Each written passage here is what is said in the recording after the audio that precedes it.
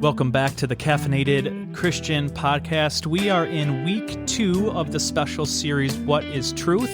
Last week we took a look at the topic of what truth is, all of the different versions and theories of truth, and took a look at the Christian biblical understanding of how to understand truth. And this week, we have titled this talk, Truth in Relativism. We're going to take a look at a very common worldview called relativism. We're going to take a look at some of the different nuances within this worldview, and then we're going to look at some of the defeaters of these theories, and then also take a look at objective truth and all of the terms that we're going to define for you within the podcast, and what the Christian worldview has to say about relativism. So stay tuned. Hope you guys enjoy. Welcome back to the Caffeinated Christian Podcast, our special series. We are exploring what is truth. Right, last we left, Ryan, we talked quite a bit about what relativism is. We delved into that a little bit. Don't ask me to recall the details behind our conversation because I don't recall that. I'm a father of 2 children with one on the way. Sleep deprivation is my normal state these days. But we're continuing that conversation, and what do we got for us, Ryan? Yeah, so today is kind of like part 2 of what I started. Okay. Last time we met, and last time we dove into the idea of what truth is, as well as certain sort of theories of it pertaining to this relativistic view. And so today we're going to dive deeper into understanding relativism, taking a look at some of the common held beliefs. Now, I'm not going to go into all of them, but some of the commonly held ones.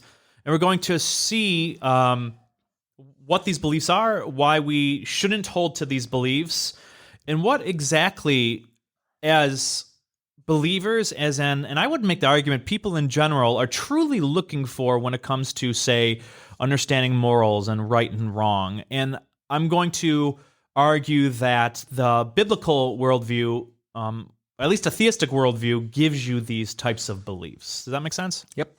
Okay, so before I want to go into that, I found it very important to define our terms.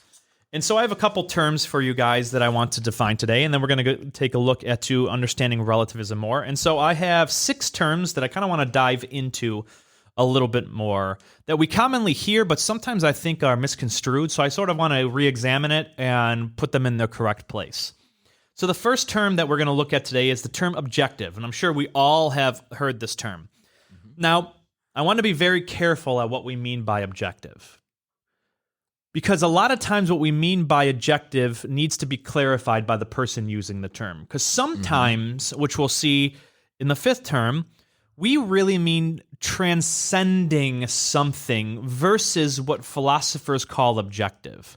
And this is going to be a key in understanding correctly how we look at relativism, because I don't think we need to, what I call, throw the baby out with the bathwater. And I'll explain that. I like that analogy. Thanks. In more detail. So oftentimes when a philosopher or apologist, or especially a common pastor uses objective, they mean something like transcend human mind or culture or nature or something like that. But objectivity in the literature when it comes to philosophy means mind independence. Independent of thought, independent of beliefs, independent of opinions, independent of what you feel. Right. Mind independence. Now, there's a key to this. If Christians believe God is mind, right? Objective would apply to God as well. Are there things that are mind independent even of God's mind? And we'll get back to that, because I don't think we need to accept that necessarily. But it helps in the conversation to understand when someone uses the term objective, what do they mean by that? Because some philosophers will go off the deep end and talk about abstract propositions. Some just mean like transcendent in sort of the common understanding of how we want to define Transcends culture, history, your opinion, space. Yeah, stuff like that. And so that's typically what we get when we get the term objective. Now, the opposite of objective is subjective, which means mind-dependent. So it's dependent on your beliefs, dependent on your thoughts. That's why when someone says, hey, I like strawberry over chocolate, you can't look at them and go, well, that's objectively wrong, because that is a mind-dependent opinion on what their favorite flavor of ice cream is. So subjective is contrary to objective, and it just means mind dependent. So we get that all the time. That's just subjective opinion. That's your belief, right? That's fine because it's dependent on your thoughts of what you believe that. Now, the term relative that we find in the term relativism is simply a category of context dependency. And what I mean by that is it is the idea that beliefs are true relative to a particular frame of reference or perspective. You might hear this belief is indexed to your personal opinion, meaning you can't have something without it being dependent or relative to a context. Okay. That's where relativism comes into, which we'll see in a second. The phrase absolute means regardless of the circumstance. Now, personally, I don't think all morals are absolute. I think there can be things, for instance, let me give you an example. When someone says it is morally wrong to kill a human. Now, on the face value, you would go, well, that's absolute. Generally, it's true. Generally, it's true, because if a person's trying to kill me, I would argue it's not morally wrong to defend yourself. Mm-hmm. But I think it would be absolutely wrong to murder an innocent person just for the fun of it. So when we talk about absolutes, we need to be very careful on what we believe things, because I do not think it is morally wrong to defend yourself if a person wants to kill you. Right. So I think killing a person is not absolutely morally wrong. Does that make sense? Mm-hmm. Bradley's looking at me like, what are you talking about? I'll try not to make a joke. Oh, okay. Transcendent, as we talked about, is just basically surpassing some boundary. Right. And indexed means reference to something, which we talked about before. So let's take a look at understanding relativism, because this is a highly, highly huge sort of worldview within our culture today. So I have a couple things I want to read for you. What is relativism? Well, relativism is both an epistemological theory that applies to knowledge of reality, right? And a metaphysical theory denying real changelessness of reality, as well as an ethical theory denying true understanding of the objective and or transcendent moral principles. It is both a theory of knowledge, a theory of how the way reality is, and both an ethical theory. It sort of encompasses everything in the worldview. It tells you both how we come to know things, how the world actually is, and what is morally right and wrong when it comes to ethics. So this is important to know. It's just not an ethical theory. When one is a relativistic worldview or holds it, it applies to every sort of these range of knowledge and knowing in reality. And it's really encompasses everything. So people can be entrenched deep into this idea of relativism. And so there are two major kinds I want to talk about today. Two major kinds. And one of the first major kind is what is called moral relativism. And I'm assuming you guys have heard that before, right? Oh, yeah. So moral relativism basically states this. There is no objective morality. There's no mind-independent reality. Morality is indexed or referenced to some subjective frame. And within this moral relativism, in this culture, I would argue there are two major forms of moral relativism. And the two major forms are what are called cultural relativism and individual relativism. Cultural relativism is the belief that the morals, right and wrongness of an action is determined by the culture. It is determined by the culture. We see that today, right? Oh, for sure. I don't think we have to go very far without giving examples of how our culture determines what is morally right and wrong. Mm-hmm. Do you have any? Absolutely. I feel like Bradley wants to say something to that. No. He's chomping at the bit. Okay. No. And the next one is called individual relativism, where the moral right and wrongness of a belief is basically indexed to the individual person. Right. So it's interesting because I think we're living in a day where we see a mix of cultural relativism I agree. and 100% individual agree. Yep. relativism, because there are those broader, the cultural moment that we live in today very much is about, okay, there's this sense in which you have to be these things to be considered a good person. Yes. You have to be LGBTQ plus IA 3.149 affirming. Otherwise, you're a hateful, spiteful, evil bigot, Yes. right? So that's just one example. But also, there's all sorts of individually relativized things that people can ascribe to as well within that cultural framework of relativism. Yeah. No. Do you guys think that that's like this is like one of the first times in history that we've seen something like that, or do you think that there's any like similar past governments or whatever that have? I think there's a lot of unique features to what we're experiencing right now. But I do not think it's a new thing. I hold to what Solomon says in Ecclesiastes. There's nothing new under the sun. Right. I think human beings are naturally predisposed to deciding what is right and wrong for themselves. Yeah. But I think the moment that we're in today in history is unique because of globalism, the internet, the way that it is. Yeah. Like, we have access to toxic ideas, relativistic ideas, the way that we didn't in previous generations. Yeah. So you can hold to a particular moral framework or moral, like Christian moralism within a country for so long without the internet. I think we've seen that deteriorate at a much faster pace over the last 10, 15 years. Right. Yeah, and it really comes down to who controls the information. Like, I mean, if you have somebody that has a cultural relativism or anything like that, or an individual relativism, and they're controlling the information, they can control what's moral. Yes. And they could shape it's causing more division right now than it ever has. And they can shape the cultural, moral kind of standard that we're living on. And I think there's like you said, there's a blend of it, yet they're still unique. And when I say cultural relativism, I'm sure we don't think like the United States is a unity of one culture, right?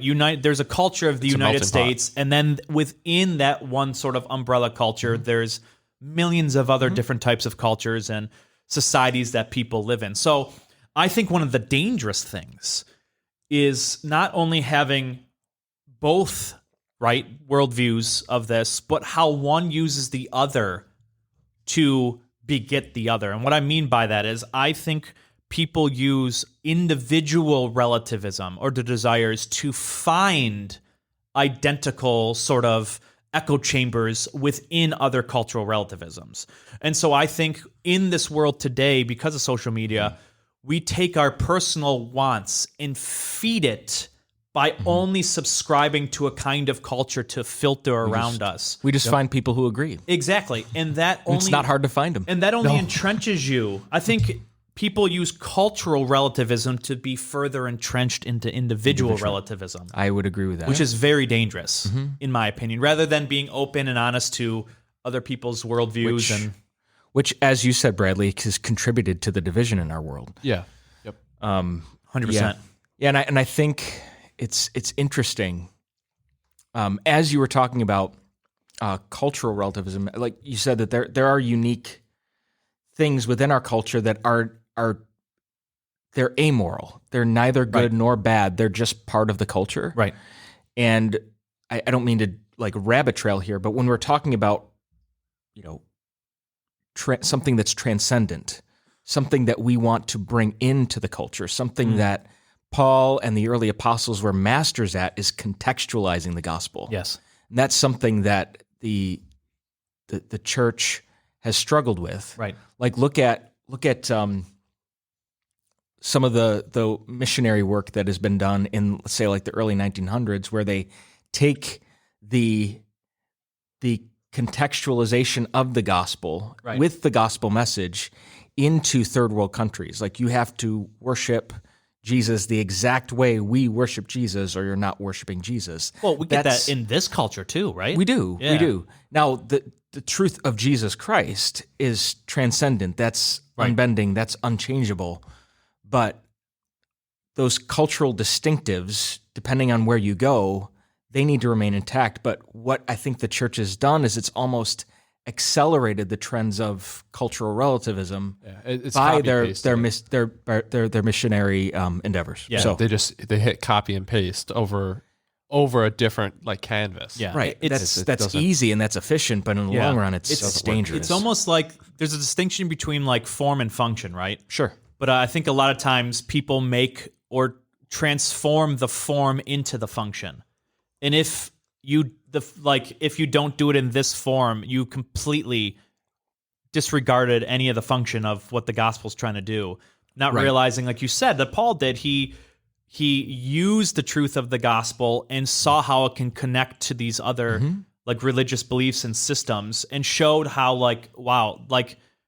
the gospel message transcends them and actually is the answer that they are looking for when it comes to their specific belief as well, and therefore they should follow the good news of Jesus. And if you read Romans 14, which we looked at this past week with our church, time of this recording is in October. I know it's going to be released later. Yeah. But I think Paul really understood the difference between what's subjective, what's objective, and what's transcendent. It's actually November. That's why it's November now. That's right. Thanks, Bradley. Sorry. That's right, November 1st. Sorry. My head is still in October. Yeah. So candy? Our kids went trick-or-treating yesterday. It was the whole thing. But again, this is recorded much earlier. But I think Paul was able to say so confidently to the church he was writing to, don't quarrel over matters of personal opinion, because he understood what transcendent, unbending, unshakable truth actually was. Where in the culture we live in today, it's a much harder thing to grab onto. Yeah. Do you think that one of the big reasons why we're seeing more individual relativism and more just like individual morality in general, just because we don't have, we've abandoned tradition? It's like looking at other countries compared to the United States, England, Germany, mainly Europe, because I don't know many other countries, but they have long-standing traditions. They're not new countries. They haven't been around for 200 years. They've been around for 500. Some England's been around since the 1000 AD. Right.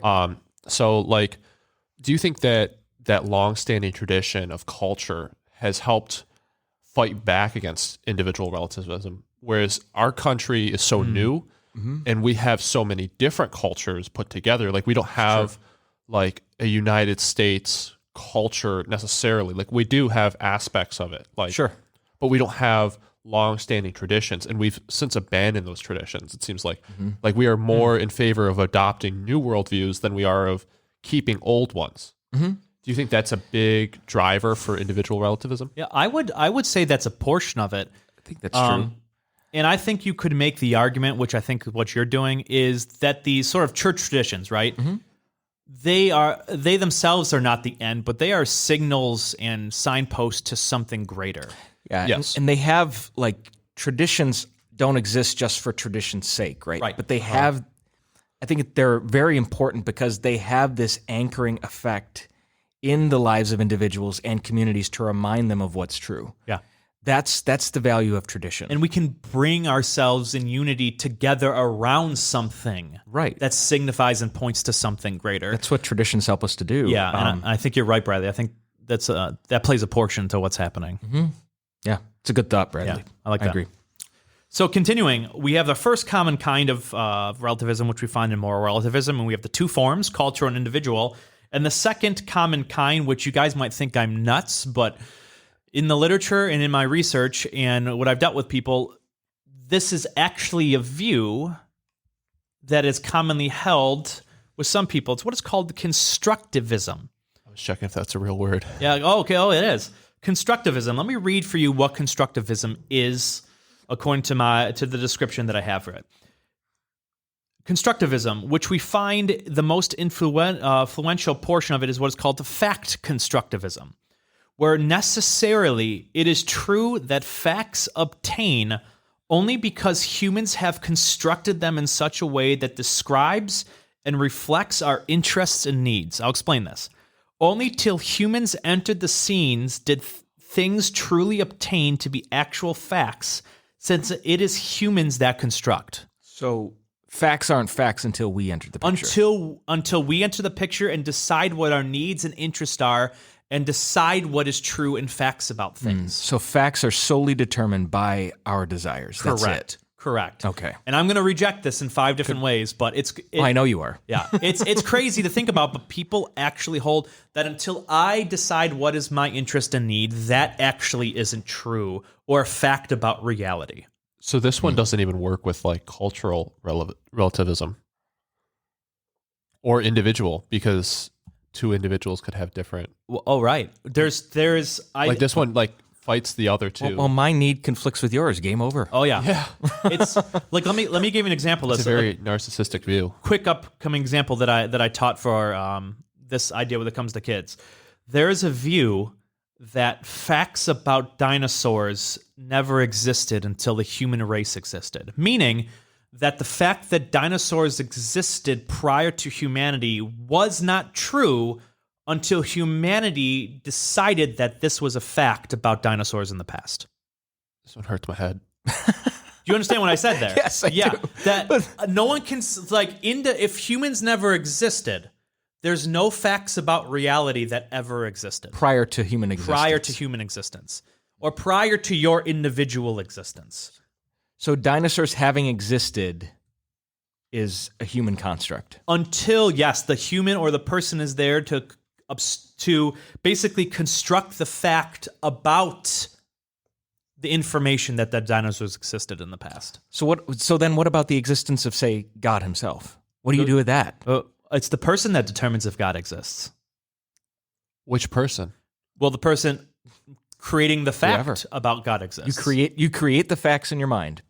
This is an actual Bradley's thing. head's going to explode. This is one of those It's- ideas that like. But Brad, you got to understand, this is huge. Do you know how many people I've talked to that go, it's not true until I decide it to be true? Like people, like that's actually what is happening in the world today, and people I discuss with. It's crazy. This is like one of those like. The Twilight Zone. You had a good idea for something, and then you took it too far, and now it's a bad idea. This is what that is. Like it just like you keep pouring information into something that was going the right direction, and it's gone so far the opposite direction, and it's just keep going. And to try to argue to get layered, I mean, these are sophisticated sort of beliefs that go lower and lower, but the crazier you in depth you get into the belief, you go, what in the world is happening? These are taught in institutions, though. Oh, 100%. It's both, 100%. Yeah. It's both. Oh yeah, there's smart tons of and literature dumb I've at the researched same on this time. stuff. Yeah. I think it's more dumb. So It's definitely more dumb, but it's. So before I go into rejecting moral relativism and constructivism, I want to go back to that sort of phrase I used about not throwing the baby out with the bathwater when it comes to the idea of subjectivism and relativism, right? I think you can be a Christian. I'm going to make this claim and let me explain it to you. Heresy's coming. Yeah, here it comes. I think you can be a Christian. Now, it depends on the definitions we use, right? That's why it's so important. And you can be a moral... I think you can be a subjectivist and a relativist. A moral subjectivist and a moral relativist, biblically. But the question is then, we have to then reject the incorrect views of this. Let me give you an example of this, right? If subjectivism, meaning something subjective, means mind dependent, it's subjective to something. I think a Christian is perfectly fine to say that these morals are necessary to God's nature and in the mind of God. And if they're located in the mind of God, such as truths of propositions, right? You can be a conceptualist when it comes to like these certain propositions and sentences. It's perfectly say like, yeah, I'm subjective because they're in the mind of God. They're not mind independent in this way. Does that make sense? But they're not subjective to my personal opinions. Because when we use that, we mean it subjective in a different way than a Christian would be, that they're located in God's thoughts, right? For instance, relative means indexed or context dependent, right? So you're talking about your starting point, in other words. Starting point, right, So exactly. if your starting point is God, there's certain things in God's mind that will never be in mine. Correct. Yeah. But it's not subjective in the way people use the term. They're Right. subjective to God's mind, But not to mine. not to my mind. When it comes to relativism, let me give you an example. There's a theory of ethics out there called divine command theory, where our moral commands and duties are relegated to God's commands. We see this all throughout Scripture. Like, if you don't do this, look at Adam and Eve. God commanded Adam and Eve not to eat of the fruit of the tree. They violated his command, therefore they violated his law, right? Right. That's just Genesis 1-2. So if that's the case, we can have our moral duties and values relative to God's commands because they're indexed off of the Creator's commands of what we should and should not do. But when we talk about relative, we think it's our subjective opinions and culture. And so this is just an example of when we use these terms, we have to be very careful because I think a biblical theist could be subjective and relativistic when it comes to morals, but they ground it correctly. That's the key here. They're grounding the truth of these in God, who God is. And not themselves. And not themselves or culture. They're grounding it in a transcendent, perfectly good creator. Right. So you're not deciding what is good and bad. He is. Exactly. And so we don't need to be afraid of these terms. We just have to understand them appropriately. Right. And that's the kind of what I'm getting, that not throwing the baby out with the bathwater. Because there will be a lot of people or philosophers that go, wait a minute, I'm a relativist. And you're like, whoa, how are you a Christian? It's like, well, because that's not what they mean by that phrase. They mean something completely different than what you're thinking. So I think we need to be careful when we have these conversations. So that's just sort of a side note when it comes to relativism, that we need to be very careful on how we define these terms. And it's perfectly okay to go to someone and be like, what in the world do you mean by that? Right? So do you guys have any questions on that, or does that make sense? It makes sense. Okay, that makes sense. Brad, do you have questions on that, or? Yes. Yeah, go ahead. So when you say morals, you're talking about like what is like they're relative to God's morals. They're not. I think they're not our morals. Sure, I think correct. I think they are ours when He commands it, right? Because God says, "Don't do this," because He is perfectly good and He knows what we are created for.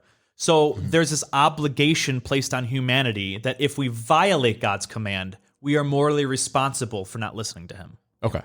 Yeah, is that helpful? He creates those moral boundaries. Yeah, because when people say... Not arbitrary. Right. But because of His perfect nature. Right. Yeah. Yeah, because one thing that always drives me up the wall is when people say that, like, oh, like, moral determines that, like, murder is wrong.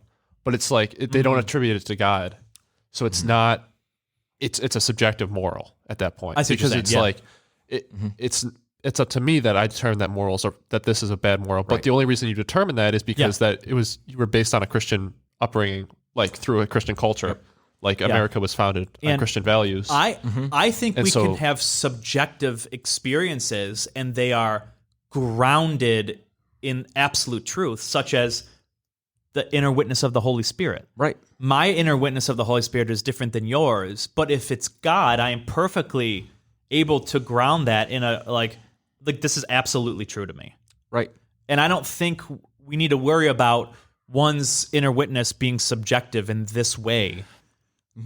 That a lot of people would argue, well, you need it objective. It's like, well, once again, I don't know if you are using the correct terms. But it has to be grounded in what God has already clearly revealed to be moral. Correct, or else it'd be a contradiction. My subjective experience cannot contradict what Scripture teaches. Correct. You know, end up with the Mormon perspective. Yeah, right. Or like, you know, even like some charismatic circles in Christianity can believe some really weird things, and they don't read their Bible. Correct. Right. Yes. And so, but it's all rooted in subjective, personal experience. Yes. And that's why as Christians we go, what do we have? Well, we have the Word of God, and we mean that in a true where God is inspired. God is spoken through these people, and therefore cannot lie. And this is the truth that has helped regulate how we experience things to know what is right and wrong when it comes to certain actions. Right. And you're right. Like if we don't compare it against God's word or it contradicts God's word, I'm going to go and say my subjective feeling is just that, not grounded correctly. It's grounded in my own sort of maybe reliance on things or fallible nature or whatever it may be. Right. So perfect. So yeah, don't throw out the baby with the bathwater. Ask what they mean by certain things. So let's go into both of these forms of relativism and let's look at why we can reject them. So The first one obviously was moral relativism. We saw the two in there, cultural and individual. So I have a few reasons why cultural relativism should be rejected or defeaters for it. And so the first one I have there is this. Those who hold to this position are unable to embrace moral reform consistently. By this, since culture is the decisive factor of what is moral, then by definition, the moral reformer is the one who is mistaken because he or she is condemning the moral code of a given society. So what this means is this, and a point two here, those who hold this position can't critique other cultures as immoral.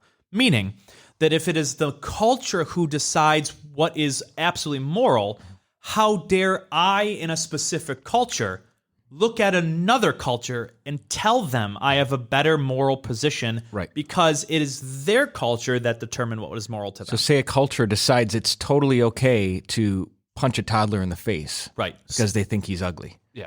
Right? Like It's the Seinfeld episode. It's just, well, that's the thing. Like, nobody believes that.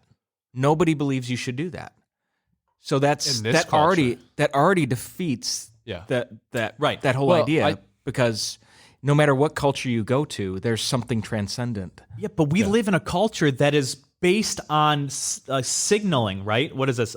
Virtue signaling, where they look at other cultures and even individual cultures within sects of our society, and how dare you be this way? You need to be like me. I'm trying to reform you.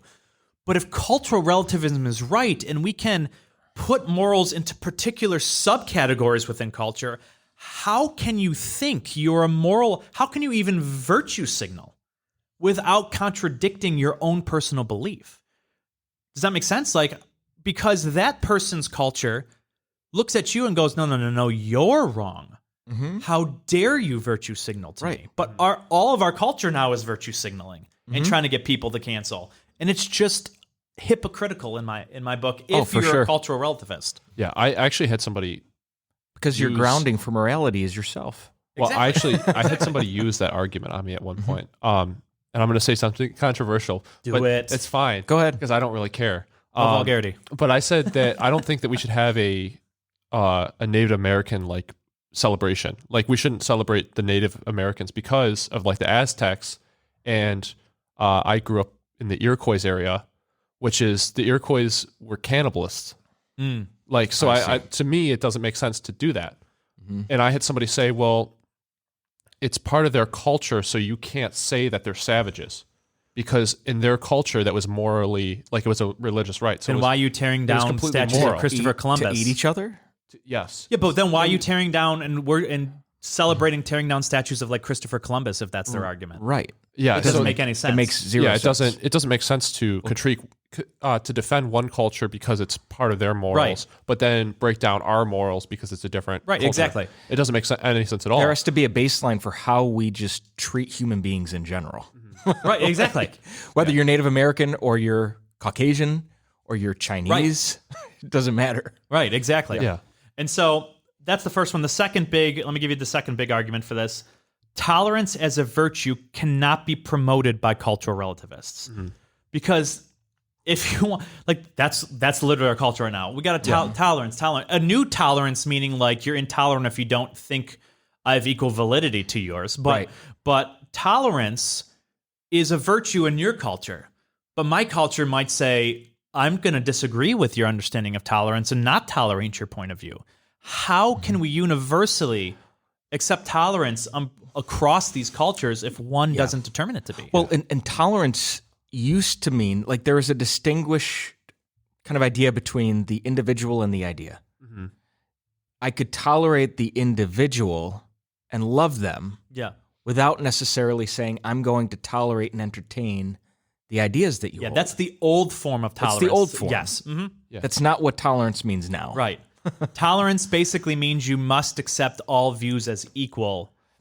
Even if you disagree, that point of view is equally valid as yours. Right. Which the old form says it's not equally valid, but I'm willing to put up with it for the sake of relationship and love with you. Yeah. Yeah, and I think even old tolerance would even put down certain ideas to preserve tolerance. And if Like some ideas are you know just what I mean? bad. Like Yeah. like you can like let's take politics for example. Like you can have like 2 sides of the aisle. You can have 4 sides of the aisle, and all of them can agree and coexist with tolerance. But you could have a 5th side that's like Nazism, like Right. the actual Nazis from World War II. And those other 4 sides have to put down Yes. the 5th side Yep. in order to keep up the other 4 Yeah, sides. that's what Alistair Or you- McGrath calls strategic intolerance. Right. Yeah. Yeah. Which so- should still exist. exactly. We need Exactly. it to exist. Yeah, exactly. It has to coexist for tolerance to exist. Yes. Exactly. For sure. For sure. So that's just 2. There's a lot more, but that's just 2 main reasons why cultural relativism I think should be rejected. I do not think you can hold on to it without contradicting your world. I don't think you can live in a way that's coherent with this view. So the next form is called individual relativism. Let me give you some of the reasons why I think we should reject it. First, individual relativists cannot consistently raise the problem of evil. Evil would be all different ideas to all different sorts of people. Those who pronounce evil as universal truth and concept therefore assume this individualistic view is to be incorrect. For instance, some people in the Nazi camp didn't think what they did was evil. Some people outside the Nazi camp individually thought it was evil. Lots of people. So the problem is if you raise what they did as a universal scope of evil or the problem of evil in this world, you have automatically assumed your individual relativistic to be false. So it almost like shoots itself in the foot if you want to raise this individual problem of evil. Because some people do not think some things are actually evil. Right. Just look at the Satanists. There's a complete example for you. What they think we think is evil as Christians, they think the correct view and good, and what we believe is actually evil. So, if that's the case, the individual relativistic problem of evil just completely shoots itself in the foot. Does that make sense? Yeah. Second, the individualistic relativist cannot consistently claim to have improved morals. I talked about this in my meeting on Maine last week, where people use the term progress. We're having progress. We're moving towards an end goal. But I don't think we can allow them to have this term progress, because progress assumes this like absolute, almost objective end goal. Right. But the problem is there is no such thing as that end goal in an individualistic relativistic What are we system. progressing towards? I don't know. Me neither. Doom. I don't know. Right. Because my progress looks different than your progress, but you can't say I'm not therefore moving towards progress if Right. this is true. Right. Because it's relegated and indexed to your own personal frame. And then third, those who hold this view cannot consistently accept praise or offer blame. Because what I think you did as a good job to this person might be a terrible job, and vice versa when it comes to blame. So you might go, oh, yeah, this is worthy of praise. When I go, that is not worthy of praise. Who then is correct if it's indexed to the individual? I do not know. Yeah. I think this one's the most frustrating. Like one? out of the 3 that you've described so far, I think this one's the most frustrating because it eliminates a conversation. Oh, 100%. Like Right. Did you ever watch that What is a Woman documentary? I watched parts of it. The free I've parts seen it. on YouTube. There's this scene where Matt Walsh is going around and asking people like, what is a woman? is a Just woman? on the street. And he has this one girl and she's like, oh, it's whatever you want it to be. He's like, well, what if in my opinion, like, what if in my moral, like, you're not real? She's like, then I'm not real. He's like, but you're standing right here talking to me. Aren't you real? She's like, no. That's insane. I will say And this. it's like, It's insane, but at least she's consistent. Yeah, I'll give that to her. I would applaud you for consistency, but I don't think my applaud works in an individual relativistic system. yeah, but at the same time, like, individual relativism denies reality itself. Like, it You just, can, absolutely. like, it's so frustrating to talk to somebody that believes like this. Like, you can't have a conversation with them. Yeah. It's so Yet bad. she's on the street arguing for us to believe what she believes is true.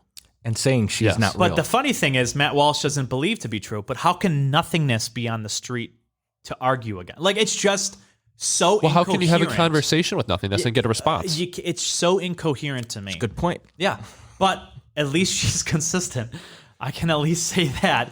But that's what you get. Gotta give her credit. That's why William Lane Craig says a lot of these worldviews, 99.999% of people cannot consistently live them out to the actual end goal. They will always contradict themselves. But there's that one small percent that do. And those small percent, when you look at them as an example, shows how ridiculous these worldview systems actually are in the end. And to your point, you don't exist. Okay, that's right. But wait a minute, you just answered me. You have to exist. You have to, exactly. So let's move on to the next one, the last one, constructivism, your guy's favorite. So there's 5 reasons, 5 problems why I think we need to reject the constructivistic type of relativism. The first is that it's just self-refuting. If these claims are true, then their description would be the way reality actually is. If this is the way reality actually is, then we have an objective truth about reality independent of us. So the fact that reality is the way it is independent of your view because you came to discover the view shows that this is self-refuting. Right. And it's wrong. It's not from you. It's not from you. The second is what is called the moral problem. The fact that means that someone who holds this view can destroy present evidence to bring about a different truth. I wrote truthy. Truthy. Is that on purpose? No, that was an typo? accident. Yeah. Just to bring about a different truth. And Well, Brian, that's just your individual relativism. Right. That's but how you spell truth. Let me give you an example of this. Historically, you can look this up. This is just we can look up in peer-reviewed journals that a lot of portions of the Nazi camps Germany tried to historically destroy. Because what they thought is if you can get rid of the present evidence, after generations go away, there's nothing there to make these people actually believe that this is the case. So if what we know in the present only becomes true because we can see it and we construct what is fact, right. If I can obliterate evidence from the present, that means I can erase the facts about the past because you have to construct it. It's just And if it's not there, what are you constructing? well, right. That's like narcissism at the highest level. Oh, 100%. Right. My kids, one of their favorite shows is it's not a show, it's a movie, is Sing 2. And one of the main antagonist is a wolf, and he's a narcissist. Right. Long story short, he's having this conversation with one of the characters, and essentially they build this, big production that they're working on putting together, and the wolf is the CEO of this company that's putting on the production. Yeah. And the director makes a decision that he doesn't like, and he gets called into his office, and he says, "I was just trying to do the right thing," and he says, "The right thing to do is what I tell you to do." Exactly. And so that's we have a whole bunch of people Yep. that say the right thing to do is what I tell you to do. Right. Yeah. But Exactly. But if you're the one determining what the right thing is, that's a problem. Right, exactly. So the third is what is called the problem of causation. And basically this is if the world did not begin with humans, many facts about it were obtained before we did, which I believe, such as the dinosaur example. If historical facts only become facts because we decide there to be facts or we construct them, I would argue there's like this weird backward causation that's happening, where our understanding of causality is just completely skewed and everything just goes haywire. Because I believe that when I dig up dinosaur bones, I deciding that dinosaurs existed before me did not make that true. It was true Before me. You see this weird backwards causation problem? Yeah, If well, this I mean, is the it's case? like if it's almost like individualist because like it's like before I was born there was nothing, and after I'm dead there is nothing. Right. But it keeps going with every person. So it's Right. like it's almost individualist, but it's like it's not. It's Exactly. It's very strange. to Exactly. me. I don't understand this one. And so the next one is the problem. I think it blends into the problem of causation, but what they call the problem of competence. Items such as atoms conceptually need to exist prior to us. They are fundamental to the world. How can they depend on us? We solely depend on them. And the last one is called the problem of disagreement. it is hard to see how there could fail to be possible circumstances in which we might have chosen to construct a different fact incompatible with it. Meaning that we can construct competitive facts, yet they're like both equally true, yet they contradict each other. One's not fact. But what is fact then? Right? Did you construct like facts of logic? Because I don't know about you, I discover logical facts, like logic. Like I don't create logic. But if this is the case, you can construct the fact that contradicts my construction of the fact, but then we both call them fact? What's happening here? Well, this one undermines science. This one undermines all of science, 100%. Well, 100%. Okay, so to what extent, and I don't want to go over our time here, but to what extent is the relativistic worldview just a byproduct of just laziness, like or selfishness, or both? A lot. Yeah, I think it's A both. ton. I mean, like it takes work to pursue truth. It takes work to want to think this, in my opinion. And I think we live in a generation that just doesn't want to do that. Right. It's easier not to. What I never understood with relativism was like, especially the individual one, because like to me that one's the dumbest. Like, but it's also the hardest to argue, because if I present a different idea to you and you decide it not to be true, I can't convince you that it's not true because it's true to you. Right. Like that's always been the one that's like been like the tripping point for me.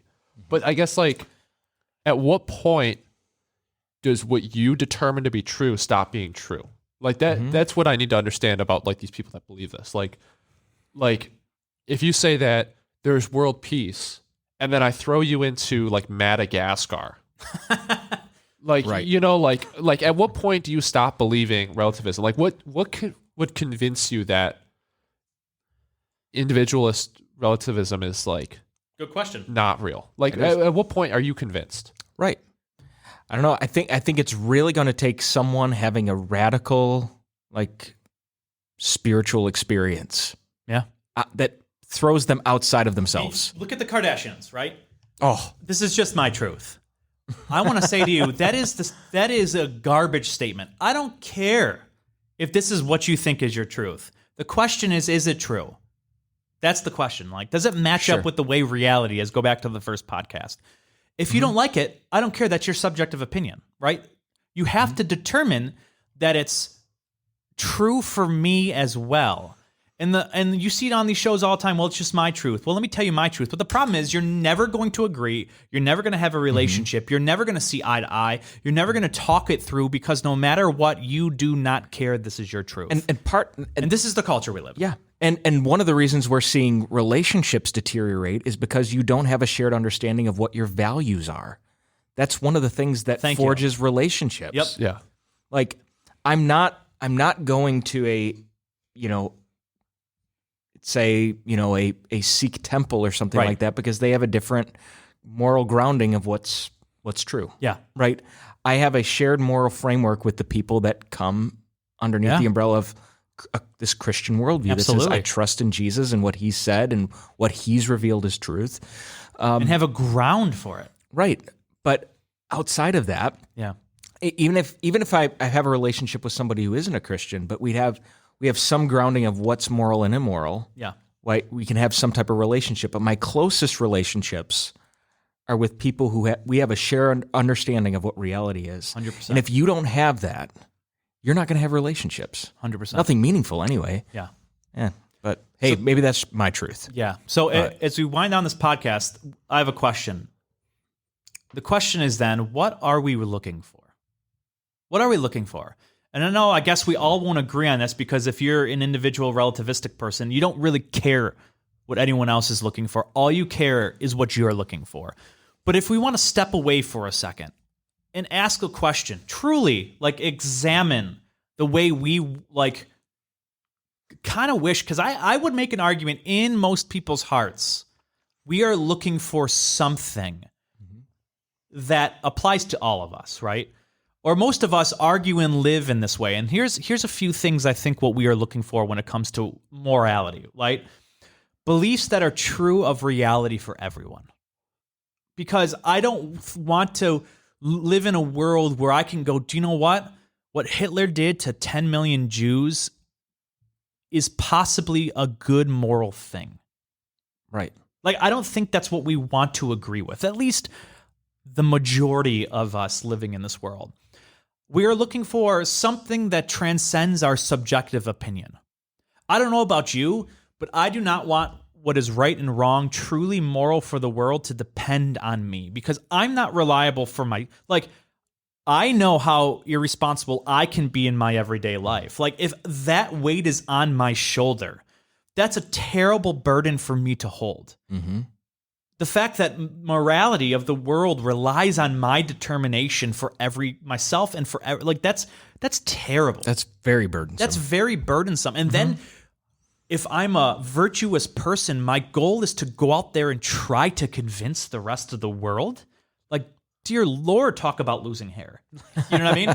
I don't have any to lose. I guess the problem with that too is like, what happens if you have like a bad day or your morals change? Right. At that point, like, everything that you've been saying for however long you've been saying it is now immoral. Yeah. And you have to go back and start over again. Yeah, I know. My Well, goodness. hey, And then you make one mistake, and then Right.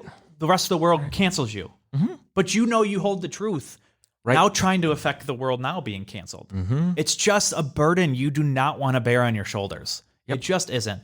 I think another thing we're looking for is something that is good, but not just good, that is perfectly good. We want something perfectly good. We And want lastingly good. lastingly good. something that endures. Not arbitrary. And a good intent for all of us and independent of us existing. We want all of these things.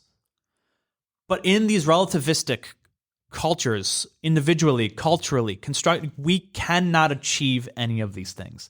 Right. It is just not possible. And that's why I think when we look at a Christian worldview, or I would even relegate it to a theistic worldview, we are able to ground these things. We are able to achieve these things. And let me just, for our listeners out there, let me just give you why a Christian worldview is able to give you these things. Let me give you a few verses, right? The first is what we find is in Psalms 18:30, that God's way is perfect. We have a God who is the highest perfection of the good in his nature. And this gives us a few understandings. One, if this is true, not only is morality not randomly aimed, because a perfect being wouldn't randomly aim good, right, and wrong. You know what I mean? Like, he's not making up what is good and right and wrong. He's not throwing darts at a board. Yeah, it is from his nature if he's perfectly good. And secondly, if he is perfectly good and it's from his nature, his actions are designed for our good intent. It's designed for our end goal to be the good. Secondly, we see that our understanding of right and wrong, the morality, is grounded in his perfect nature and well as his commands. We see in 1 Peter 1:16 the command that you should be holy because I am. Right. The reason why you can be good and moral is because you ought to look like me. Image bearers. Image bearers, the highest good. Wouldn't you think that a perfectly good being, if his nature is this perfectly good, that he would want us to look like him? It just seems to me that this would be the case. And in the biblical Christian case, we see him tell us this is how we ought to be. Third, God transcends our subjective opinion. In John 18:37, it says, everyone who is on the side of truth listens to me. Like, look at me. Look what I tell you. If you want to know what is true, you are on my side of the way reality actually should be. Right. And lastly, God exists independent of us. He is not necessary on us constructing the facts. His existence, and I can give you arguments upon arguments, point to a necessary first cause or creator of everything. And we see in Genesis, in the beginning, we see in Colossians, like, he existed before anything existed. That we don't want things to be true because we construct it. We want them to be true because they are true in themselves. Like the burden of that on us, that we have to construct what is right and wrong, good and bad, true or false, is not there. Right. God existed before us, showing us the fact that things are true, right and wrong, independent of our minds existing. Yeah. And that is a good thing to know. We need a truth that's independent of us. Exactly. Yes. Exactly. Yes. Yep. And it comes back to what Jesus said, John 14:6. Yep. I am the way, the truth, and the life. Absolutely. Truth came in human form, walked among us, exactly, showed us how to live. You can't get any more clear. Absolutely. Than that. I was even going to say John 1. Oh, for sure. Like in the beginning was the Word, and the Word was God, and the Word was God. He was in the beginning with God. All things are made through him, and without him, nothing would be made. Yes. Yeah. Yeah. Self-existent. And that's our podcast on truth in relativism. We hope you guys enjoyed. We hope you guys took a lot of information away from what we've discussed. We hope you understood what we said. We got a lot of definitions and terms in there. And next week, we're going to be bringing you our third podcast within the Truth series for the Caffeinated Christian podcast. It's Truth in Tolerance. And that's going to be released next week. So we hope to see you guys there.